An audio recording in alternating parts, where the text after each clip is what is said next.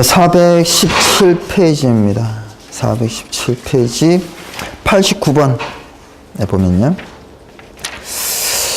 자, 같이 한번 보겠습니다.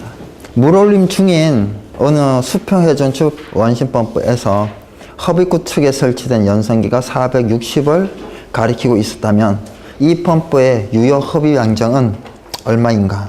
단 대기압은 절대압력으로 101 kPa이라고 가정한다.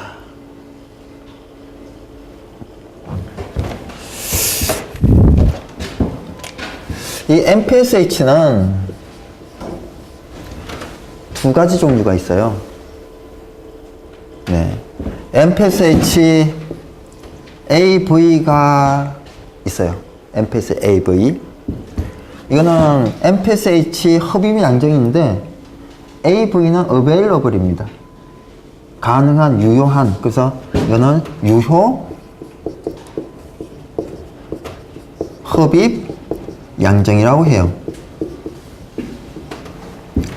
그래서 이 값은 흡입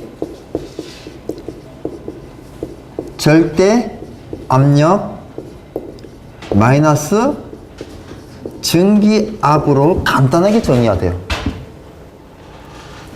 그리고 MPSH RE는 required예요. 필요 흡입 양정이고요. 얘는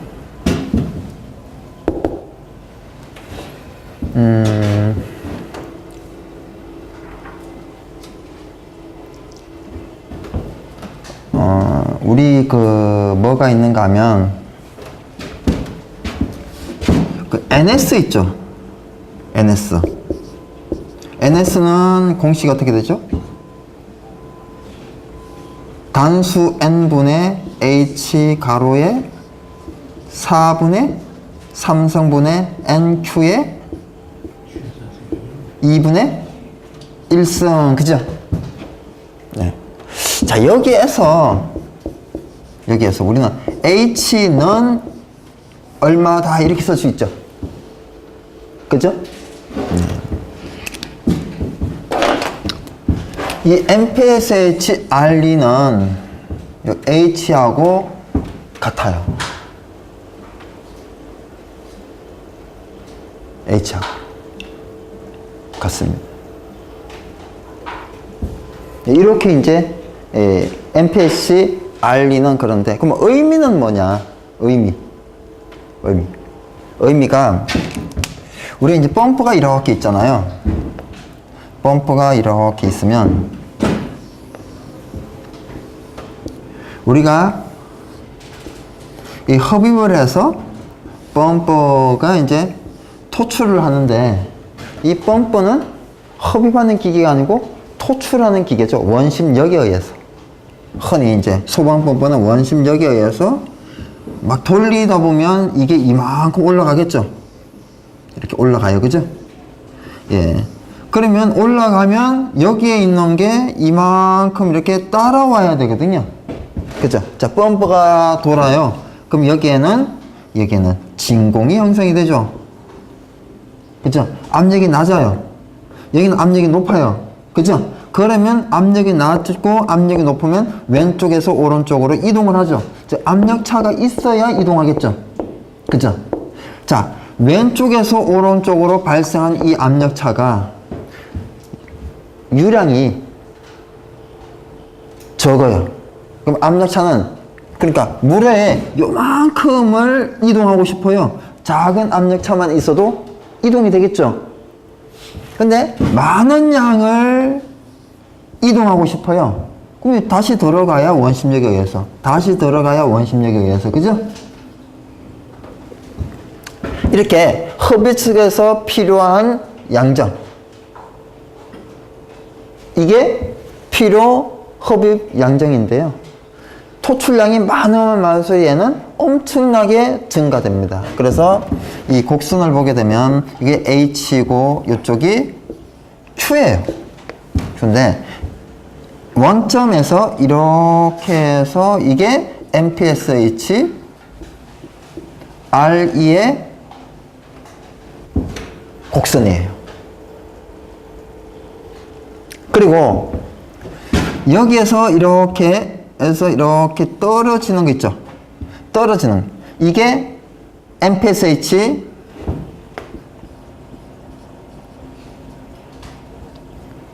AV의 선이에요. 그러면 처음에 시작되는 그에서 점점 떨어지잖아요. 뭐 할수록 유리한 값이 크면 클수록 점점 작아지죠. 처음 값부터 MPSAV는 처음에 이만큼의 값인데 점점 적어지잖아요. 그러면 처음의 값이 뭐냐 이거죠. 처음의 값이. 자, 이걸 좀 세부적으로 써보면요. 흡입 높이 마이너스 흡입 마찰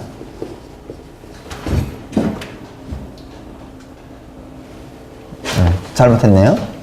한 개가 더 있어야 되는데 난 대기압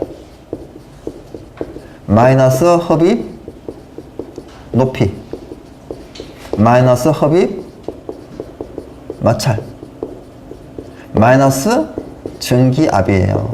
요 세 개, 이 세 개가 흡입 절대압력이에요.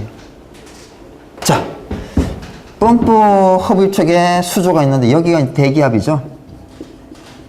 여기 압력은 대기압에서 올라갔으니까 적어졌죠.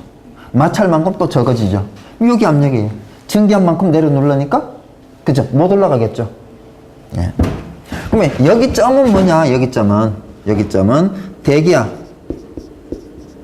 마이너스 흡입 높이 마이너스 증기압이에요. 증기압. 자, 토출량이 0입니다. 물이 안 흘러가요. 마찰 손실 있어요? 없어요? 없습니다. 마찰 손실 없을 때의 값. 마찰 손실 여기 4개에서 마찰 손실을 뺀 나머지 값이 출발점이에요. 가면 갈수록 마찰 손실 어때요? 토출량이 커지면 커질수록 마찰 손실은 커지죠? 그러니까 이게 떨어지는 거예요. 그죠? 네. 그런 겁니다. 그래서 이거는 이제 설명을 한 거고요. 그렇다라는 거. 이렇게 되죠. 자, 그러면 우리가 필요한 값은 이 값인데, 필요한 값은 예를 들어서 필요한 게 5인데 실제 있는 값은 10이에요. 그죠? 필요한 것보다 충분한 값을 가지고 있으니까 흡입되겠죠. 즉 이쪽에서 이쪽으로 충분한 압력차가 있어서 흡입도 되고 토출도 되고 압력이 충분하니까. 근데 필요한 여기는 어떻게 보면 필요한 게 7인데 실제 값은 6밖에 안 돼. 부족하잖아, 압력차가. 그죠? 그러니까 이쪽으로 가려면 이만큼이 가려면 7만큼의 압력차가 있어줘야 되는데 실제 값은 6만큼의 압력차예요. 필요한 것보다 적게 오니까 흡입 토출이 잘 원만하게 안 되죠. 그래서 이런 그림에서 판단이 어떻게 되는가 하면 요점, 이 점을 기점으로 사용 불가능, 이쪽은 사용 가능. 그리고 이 부분은 캐비테이션 방지. 이쪽 영역은 그럼 뭐겠어요? 캐비테이션 발생 지역이 되는 거죠.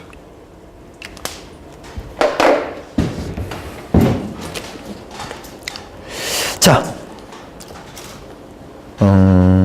그래서 89번에 보게 되면요, MPSH, 즉 이 펌프의 유효 흡입 양정은 얼마냐 이렇게 물었잖아요. 유효 뭐예요? MPSH AV죠. 그래서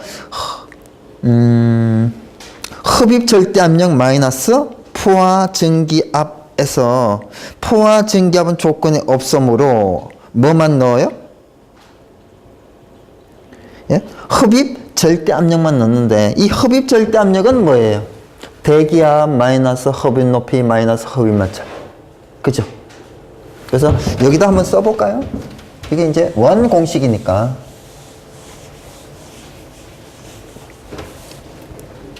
이게 원 공식이니까. 자, 절대 압력 얼마예요? 101 kPa.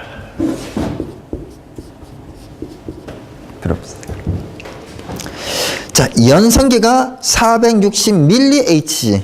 연성계가 460 mHg를 가리켰다고 그랬어요. 그러면 연성계가 뭐를 나타내는 거냐? 연성계는 이 두 개를 나타냅니다. 즉, 연성계는 흡입 높이와 흡입 마찰이 그 눈금에 반영이 돼요. 자, 연성계 눈금이 얼마래요?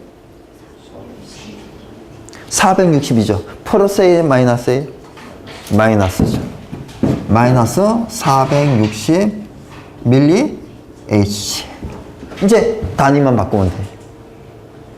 그러면 지금 조금 전에 연성계 눈금이 뭐라고 했어요? 흡입 높이와 흡입 마찰이라고 했는데, 그죠? 한번 보죠. 자,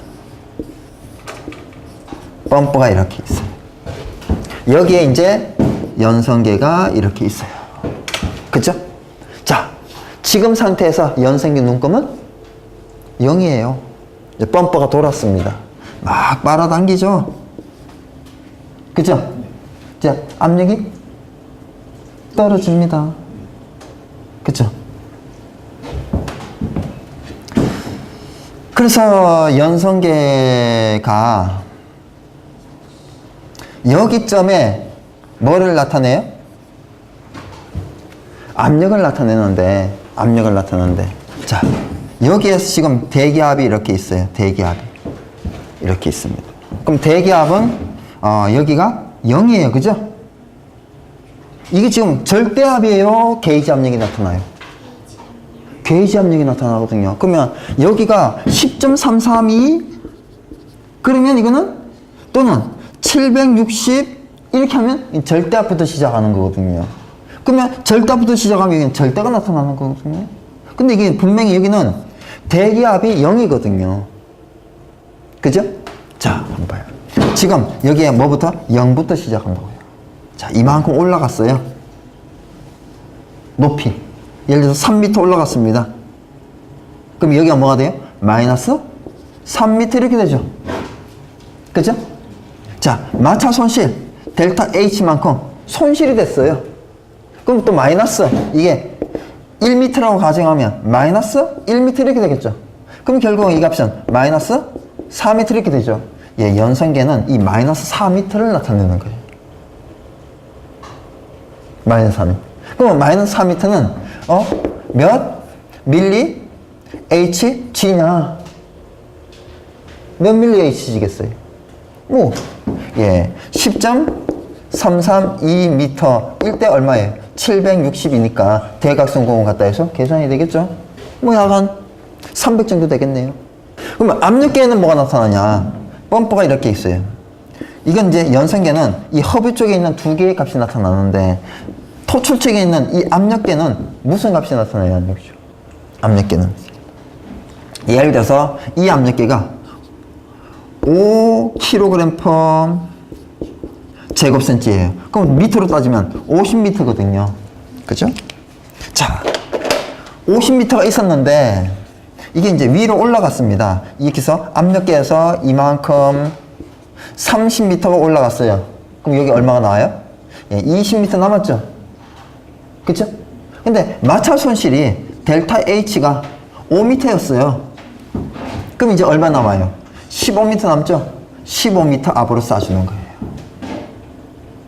그래서 얘는 높이 30m 더하기 마찰 손실 5m 더하기 잔류 속도 수도 15m. 이 15m를 예, 이렇게 씁니다. 잔류 속도 수도 15m다. 또는 예, 같은 말이에요. 얘가 15m의 의미가 같은 말. 노즐 선단에서의 방수압력, 이런 얘기 들어왔죠? 방수압력, 환산수도. 그죠? 이 더하기 15m, 두 개의 의미가 있어요. 노즐 선단에서의 방수압력, 환산수도, 또 하나는 잔류속도수도라는 의미가 있는데요. 우리 옥내 소화전에서 17m, 옥외 소화전에서 25m, 스프링클러 설비에서 10m, 연결 송수원 설비에서 35m, 이런 값들이 잔류속도수도. 자, 90번입니다. 소방펌프차가 화재 현장에 출동하여 그곳에 설치되어 있는 정호에 물을 흡입하였다. 이때 진공기가 45cm HG를 표시하였다면 수면에서 펌프까지의 높이는 몇 미터냐? 지금 뭐 주어졌어요? 지금 진공계가 주어졌죠. 그러면 진공계는 두 개의 의미라고 그랬어요. 조금 전에 뭐와 뭐의 의미라고 그랬어요? 진공계는 흡입 높이하고 흡입 마찰이 진공계에 나타난다고 해요. 이걸 정확하게 아는데, 근데 흡입 마찰이 주어졌어요? 안 주어졌어요? 안 주어졌죠? 그러면 결국 흡입 마찰은 무시하고요. 무시하고 그냥 얘가 전체적으로 흡입 높이라는 거예요. 단위 변환만 하면 값이다라는 거죠. 근데 여기는 지금 보게 되면 진공계의 눈곱은 흡입 높이 더하기 흡입 마찰인데, 그죠? 지금 흡입 마찰이 있어요, 없어요? 없으니까, 그죠? 그냥 모두 다 뭘로 인정하는 거예요? 진공계의 눈금 전체가 높이로 인정이 될 수밖에 해요. 근데 마찰 소실이 주어지면요, 빠지겠죠. 그래서 여기는 일부인데요, 전체적인 의미는 항상 위에다 써놨어요. 그걸 알아야 되겠죠. 자, 91번에 유효 MPSH가 6.2m에 유효 MPSH가 뭐지? 네, 흡입 절대압력 마이너스 전기압이에요. 흡입 절대압력은 대기압 마이너스 흡입 높이 마이너스 흡입 마찰, 이거야, 그죠? 근데 여기에 흡입 마찰과 포화 전기압이 주어지지 않았어요. 뭐 그거 빼고 할 수밖에요. 예, 그렇게 조건만 이용해서 쭉쭉 하면 되겠습니다. 자, 92번에 MPSH가 3.5m인 펌프가, 그러니까 MPSH가 3.5m예요. 이게 R이겠어요? AV겠어요? 두 개 중에 그냥 MPSH다 그러면 R가 아니에요. 우리가 MPSH다 그러면 AV를 흔히 생략하고 씁니다. 대표예요, AV가. 그래서 MPSH가 3.5m다. MPSH AV가 3.5m구나. 이렇게 보시면 되고요. 펌프가 그림과 같이 설치되어 있을 때 펌프 흡입구와 후드 밸브 상대가 흡입 가능한 높이는 몇 미터냐? 수증기압은 1.8kPa이고 대기압은 100kPa이다. 뭐가 안 주어졌어요? 마찰 손실 안 주어졌죠. 또 무시하고 풀면 되는 거예요. 그래서 MPSH는 대기압 마이너스 흡입 높이 마이너스 마찰 손실 마이너스 전기압인데 마찰 손실은 주어지지 않았죠. 0으로 둔 거 푸는 겁니다. 네. 그런 의미가 있어요. 대단히 중요한 의미고요. 실기에서도 시험에 기사에 잘 기술사에 나온 적이 있고 관리사에도 한 번 출제가 됐고요. 실기에서. 필기는요, 당연히 출제가 되겠죠. 알아둬야 되는 중요한 의미입니다. 자, 99페이지요. 99페이지. 99번. 420페이지에 99번. 자, 수도 50m의 수압을 받는 배관의 구경이 80mm라 하면 이 배관의 두께를 최소한 얼마로 하면 좋은가? 단, 배관 재질의 허용 응력은 14이다. 우리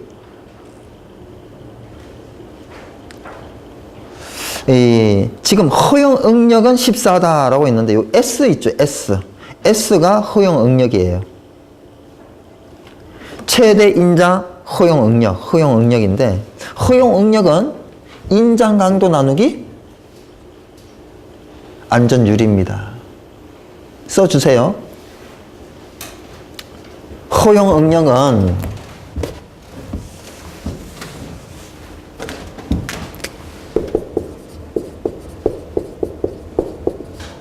뭐라고요, 이게? S. 허용 응력. S는 인장 강도 나누기 안전유리예요. 안전유리. P는 뭐겠어요? P, 사용압력. P, 사용압력. 그리고 지금 수두가 50m의 수압을 받는 사용압력 얼마예요? 5kg/제곱센티미터 또는 뭐 0.5 메가파스칼 이렇게 단위를 생각할 수가 있겠죠. 자, 배관의 구경이 80mm예요. 이건 지금 호칭경이에요, 내경이에요, 외경이에요? 호칭경이죠. 15, 20, 25, 32, 40, 50, 65, 80, 100, 125, 150 이런 거는 호칭경이에요. 내경은요? 호칭경보다 내경이 조금 더 커요. 외경은 훨씬 크죠. 자, 밑에 식이 있어요. 배관 두께 175S분의 PD가 있는데 D가 내경, 외경, 호칭경 중에 뭐죠? 외경입니다. 여기 D는 외경이 들어가줘야 돼요. 그런데 지금 조건에 외경이 주어졌어요. 주어지지 않았죠. 그러니까 어쩔 수 없이 선택이 폭이 없는 거예요. 80을 넣을 수밖에요. 근데 외경, 내경, 호칭경을 모두 조건에 주잖아요. 그때는 이제 문제가 발생하는 거예요. 그쵸? 뭘 넣어야 돼요? 그때는 외경을 넣어줘야 됩니다. 그래서 우리가 소방을 하면서 외경이 들어가는 게 유일하게 두 개 있어요. 우리가 청정소화약제 화재안전 기준을 한번 보세요. 거기에 청정소화약제 화재안전 기준에 청정소화약제의 배관의 관 두께를 구하는 공식이 있어요. 그거 이번 실기시험에 또는 필기시험에 유력합니다. 출제 가능성이 높다고요. 필실기에. 거기에 D값이 외경이에요. 같은 맥락이죠. 자, 넘어가겠습니다. 자, 그 다음에 이제 쭉쭉쭉쭉, 예. 뭐가 나오는가 하면, 예. 소화약제, 이런 것들이 나오고요. 이것들은, 문제를 통해서, 좀, 예, 알았으면 좋겠어요. 그리고, 435페이지 165번부터는 또 회로가 나와요. 회로는 가볍게 하세요. 가볍게 하시라고요. 이게 진짜 너무 복잡한, 넘어가라고요. 왜요? 한번 봐요. 165번. 이거 1분 내에 못 풀어요. 그래서 1분 내에 못 푸는 거는 역효과 날 수 있어요. 그래서 문제를 이제 경험을 쌓아가지고, 이거는 딱 보고 1분 내에 못 풀 것 같다. 168번 1분 내에 못 풀어요, 이런 거. 물론, 엄청나게 숙달이 되면 가능하겠지만. 그죠? 옛날에 우리 이런 것도 해봤죠? 스타, 델타, 스타를 델타로, 델타를 스타로 등가 변환하는 거. 전기회로 때 다 했을걸요, 소방전기지만. 시험에 종종 나오니까. 그죠? 그래서 바꾸는 방법, 팁에 있어요. 이것도 뭐 외우는 거니까. 네. 어디 화살표가요? 위에 거 델타에서 Y로 가는 게.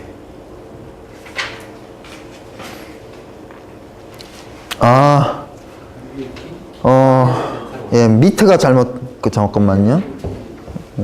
위에가 잘못됐네, 그죠? 그림이 바뀌어야 되는데. 고맙습니다. 또 제가 또 밥 한 끼 사야 되겠네요. 제 눈에 이게 안 보이죠? 아주 쉬운 건데, 그죠? 맞습니다.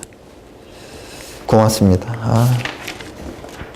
자, 그렇게 해서, 이런 거는 한번 풀어보시고. 자, 188번, 요거는 좀 처음 나오는 건데, 이런 것들이.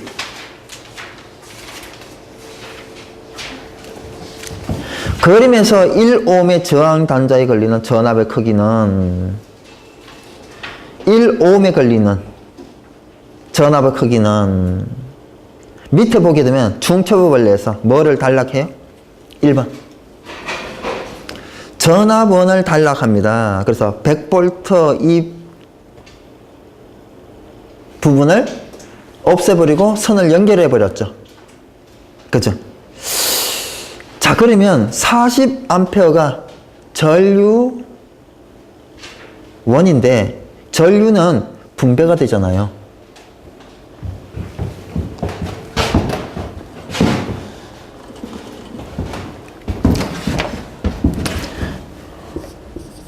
(40A가)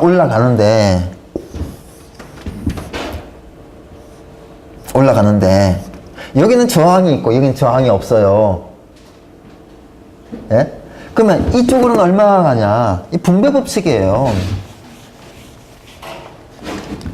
I 이게 2라고 보면 2는 예? R1 플러스 R2 분의 뭐예요? R1I죠? 네. 이거는 0 플러스 오른쪽에 1옴이죠? 그죠? 분의 0옴 곱하기 4A 이렇게 돼요. 뭐 나와요? 0 나오죠. 그래서 이쪽으로는 전류가 흘러가지 않고요. 이쪽으로는 전류가 흘러가지 않고 이쪽으로만 100% 흘러가는 거예요.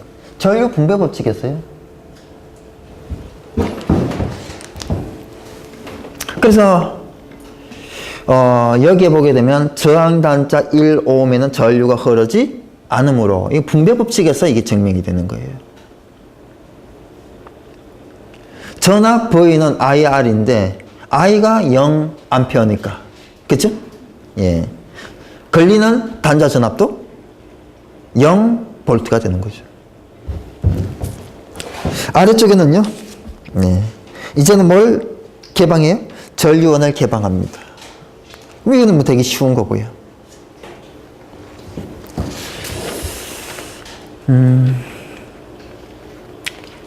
그래서 이렇게 구할 수 있어요.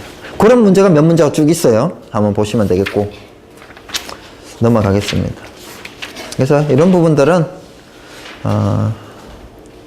한번 선택적으로 한번 풀어보시고 또 뭐 잘 안 풀린다고 너무 스트레스는 받지 마시고 자 그리고 450페이지부터는 210번부터 이제 또 그게 나와요. 제어 쪽에 관계되는 거. 이거는 한 번씩 다 해보세요.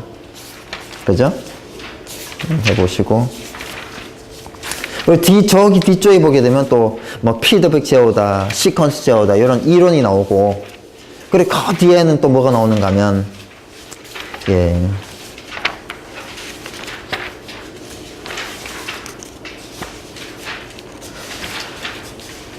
뭐 유도 전동기다 뭐 이런 것들이 좀 나옵니다. 글씨로 되어 있는 것들. 그래서 전기 회로가 좀 문제 쪽에 좀 광범위하게 있어요. 뭐보다 우리가 출제 범위에 비해서. 또 문제가 어떻게 보면 우리가 뭐 필기에 한 10문제가 나오고 실기에는 거의 나오지가 않고 물론 이제 나올 게 예상이 되는 게 제어 쪽이에요. 저는 그렇게 생각합니다. 그래서 지금 이쪽에서 봤을 때 저번에도 한번 읽어봤죠.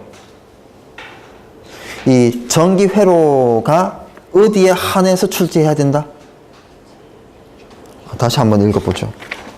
이런 거를 여러분이 보고 공부 방향을 정해야 되는 거예요. 제가 왜 수업을 이런 식으로 했는지 알 겁니다.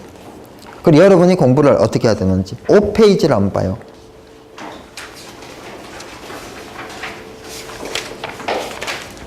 5페이지가 아니군요. 3페이지. 3페이지 보게 되면 1차 시험 과목에 2번에 소방수리학은 다 나온다고 되어 있잖아요. 약재 화학은 다 나온다고 돼 있잖아요. 근데 소방전기는 어디만 나온다고 돼 있어요? 예? 공사 재료 및 제어에 관한 부분으로 한한다라고 돼 있잖아요. 그죠? 그래서 직류, 자기, 정전기, 교류 이런 거는요 약하게 하자라는 얘기죠. 그러면 뭐는 좀 강하게 해야 되겠어요? 공사 재료하고 제어 쪽은 좀 강하게 해야 되잖아요. 그래서 피드백이 뭔지, 시퀀스가 뭔지, 공사 재료가 뭔지, 또 불대수가 뭔지, 그죠? 근데 공사 재료나 피드백이나 시퀀스 회로 이런 글씨로 되어 있는 거는 어떻게 할 수 있어요? 여러분이 보고 그냥 공부할 수 있죠. 그래서 저하고 이제 같이 좀 해본 게 제어 쪽, 이쪽 이제 좀 해본 거예요, 같이. 그래서 제어 쪽은 실기까지 관계가 있다라는 거를 꼭 기억을 하시고, 여기에서 뭐 엔드 게이트가 뭔지, OR 게이트가 뭔지, 예? 간략화는 예? 간략화해서 다시 그릴 수도 있고, 예. 또 뭐 유저점이다, 무접점 회로다, 뭐 이런 부분들 또 개념도 좀 아셔야 되고, 우리가 뭐 이런 A다, 이런 그림을 그리는 거는 유접점 회로예요. 이렇게 해서 뭐 이렇게 그림을 그리는 거, 이거는 무접점 회로고. 그래서 이런 뭐 유접점 회로를 그려라, 무접점 회로를 그려라 했을 때 그런 것도 좀 대응을 할 수가 있고. 네. 자, 지금 이제 다음 주가 좀 쉬려고 그랬는데 쉬어야 되는데 뭐 못 쉬게 생겼네요, 보니까. 이거 다 풀어봐야 되는데 이게 하나하나 푸는 게 시간이 많이 걸리는 거예요. 그래서 저하고 이제 수업을 하면서 저는 이렇게 비빌 언더 설명을 좀 들었으니까 혼자서 할 수 있는 능력이 되지 않을까. 어느 정도는. 그죠? 근데 이거를 혼자서 하지 않으면 이게 자기 실력이 쌓이지 않는 거예요. 여기서 수업을 제가 군데 이렇게 문제를 풀고 한 이유가, 제가 여기서 다 풀어버리게 되면 집에서는 다른 걸 가지고 풀어야 되거든요. 왜? 여기서 다 해가지고 나는 벌써 다 아는 것 같아요. 근데 시험장에 가면 다 모르는 것 같거든요. 그래서 자기가 스스로 한 개 이 힘을 들여가지고 쌓아가면 그게 바로 실력이라고 저는 생각을 하거든요. 그래서 여기서 문제를 다 풀면 저는 안 된다고 생각을 해요. 또 다 풀 시간도 별로 없고요. 이제 다음 주에는 쉬고 그 다음 주에 오시면 관계 법령을 나갈 텐데요. 관계 법령은 하루 나갈 거예요. 하루에 나갈 거예요. 하루. 이거를 뭐 설명할 게 있다고, 그죠? 근데 하루는 해야 되지 않겠냐, 이렇게 생각이 들고요. 그 위험물은요, 며칠 가겠어요? 이게 하루나 이틀 가겠죠, 그것도. 그럼 그 다음에는요, 이제 구조가 가는 거예요. 구조는 필기에서도 설명을 좀 듣고, 실기에서도 듣고, 그죠? 필기 과목이면서 또 뭐예요? 실기 과목이니까 이거는 많이 할수록 실기 통과율이 올라가는 겁니다. 듣고 또 듣고 여러분이 또 해보고 화제한 중에 다 외고 수치도 다 외고 이래야 되거든요. 진짜 많이 해야 되는 거, 필기에서 2차에 관계된 거였으면 좋겠고, 그렇다고 해가지고 다른 과목을 좀 무시하고 해서 과락 나오면 안 되고요. 유체 높은 점수 나왔으면 좋겠고요. 약재 높은 점수 나왔으면 좋겠고, 구조 높은 점수 나왔으면 좋겠고요. 안전관리론 60점 넘었으면 좋겠고, 법규 60점 넘었으면 좋겠고, 위험물 60점 넘었으면 좋겠어요. 근데 유체, 약재는요 한 80점 나왔으면 좋겠고, 구조 한 80점 나왔으면 좋겠고, 제어 쪽 나오는 거 다 맞았으면 좋겠고. 그러면 2차도 좀 대비해야 되면서 1차도 되는 거잖아요. 그쵸?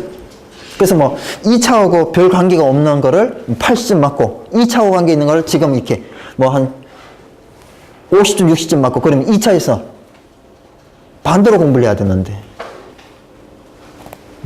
여튼 그런 취지로 제가 1차 수업을 했었습니다. 앞으로 그렇게 할 거고요.